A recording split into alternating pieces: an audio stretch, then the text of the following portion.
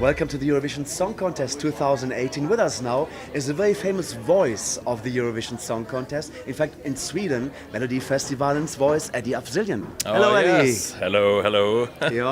Give us an example that you're really the voice. Well, in Sweden, melodi nummer 1, Euphoria, Loreen. Excellent. Now, Eddie, what is your role here in Stockholm? In Lisbon. Feels like Stockholm because you see me, yes? All back the time in Stockholm. in Stockholm, right? I'm here as a commentator. I've been commentating for Swedish television since 2009. Okay. Besides 13 and 16 when I wrote the script for the Eurovision. So you are the genius behind Linda Woodruff and yes. The comedy insert. So what does give you the inspiration, motivation to write these things? Well, I mean, I grew up watching Eurovision. I was obsessed with Eurovision, and I always it's the only last real show of its kind. And when I was young, it was the only thing I could watch of its kind, because we couldn't see Oscars and what's called the Academy Awards. We couldn't see that in Sweden. It was just Eurovision.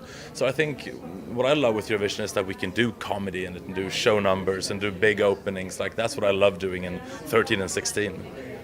I'm just amazed with Linda. Linda Woodruff, is she going to be coming back to Eurovision? I hope so, yeah. I mean, Linda Woodruff was just sort of a fluke, because Sarah Dawn Finer, who plays her, she does this brilliant voice, and we were playing around with ideas, and she did the voice, and we were thinking maybe we could do a Eurovision fan, that she would do a sort of a parody of a Eurovision fan, of me basically, or all of us. And then I said, wouldn't it would be more fun if she was like an official Eurovision person? So that's how we invented Linda Woodruff. Excellent. Eddie, how do you set about being a Eurovision commentator? This year you're going to be joined in the Sweden commentary box by Sanna Nilsson, who hasn't done it before. She has actually. She has done it before. She did it in Vienna, but who knows? She did it in Vienna when we won. Oh, right. So every time we've done it together, Sweden won. Oh, well, so this is a good omen for this year. It's a good omen. A good omen. So I'm coming into your commentary box then as a newcomer to television commentating. What are you going to tell me? Well, I mean, I think it's all about loving the contest, because if you love the contest and if you respect the contest, you can do it with comedy and you can have fun with it. Because we always do, a lot of comedy while we're commentating, but always with respect to the countries and to the artists, we try. What are your feelings about the way that Eurovision is looked at in the UK, where for many years it was made fun of by Terry Wogan? Yeah. What are your feelings about that? Such a tough question, because I have this love-hate relationship to Terry Wogan, because I understand when people tell me that he was part of, people say he ruined Eurovision in the UK. That's a strong word. But when people say that to me, I understand what they mean. I understand that he created a culture that Eurovision was just to laugh at. But of course, I also laughed at him. I mean, he also made me laugh because he was so funny. Yes. So it's really hard to say to me. I think he was genius, but maybe he went too far with it, or maybe it became, I guess no one should sit on a position for that long, to be honest. Yes, it could be that. I seem to remember, I think one of the controllers of BBC Television called it the Woganisation of the Eurovision Song Contest. It's interesting. It's so interesting that one man influenced an entire nation like that.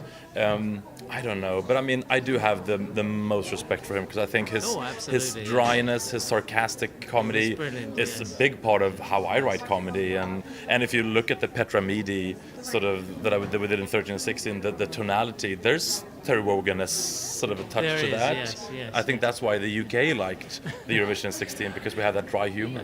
The problem we have, I think, in the UK as well is that because of what's happened with Terry, it means that our music industry is now anti-Eurovision, whereas in your country, it's very pro-Melody Festival Eurovision. I know. So what can we do in the UK to turn things around, do you think? I think keep doing what I think they're doing right now. It seems like the BBC is doing some good stuff right now. They're really sort of putting effort into it. They're getting songs from songwriting camps. They're asking young pop music writers to sort of write for the what's it called, You Decide. Yes. I was there this year writing the script for Mons and that lovely host. What was her name? Mel. Mel, yes. Mel Gedroich, yes. So I think they're doing the right thing. Just keep doing it and get better and better songs in there, and it will turn around. I mean, the Melody Festival was in a really sort of low point in the 90s, when it was only ballads and very sort of old-fashioned schlager. and Ireland was winning the Eurovision every year. And I mean, yes. the Melodifestival was nothing in Sweden, but then everything changed when Christer Björkman came along. And then you came along too. And then I came after him. And you're away from Eurovision and Melody Festival. And what are you doing? Working in theatre, or are you doing music videos, or There's script nothing. writing? There's or? nothing in my life now. There's like, when the Eurovision ends, it's just blackness. No, yeah, I do theatre. My main passion is theatre and writing comedy and doing shows in Sweden. Are you an actor yourself? Or? No, I started acting, but I have terrible stage fright, so I right. get nervous when people. That's why I commentate, because no one can see me; they can just hear me. Do you do voice acting then? I do. Dubbing Yes, cartoons I do and some. things like I do that? some voice stuff, but I mostly direct and write.